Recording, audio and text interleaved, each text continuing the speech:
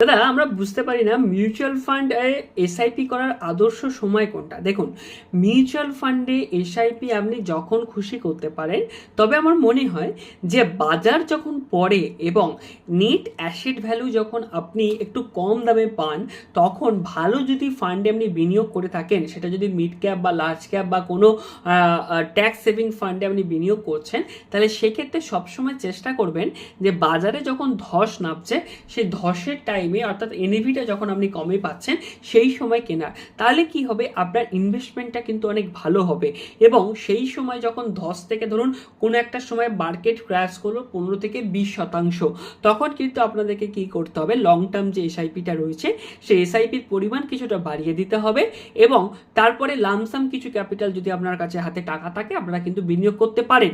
আর যখন অনেকটা বেড়ে যাবে তখন এসআইপির মাত্রা আপনি কমিয়েও দিতে পারেন।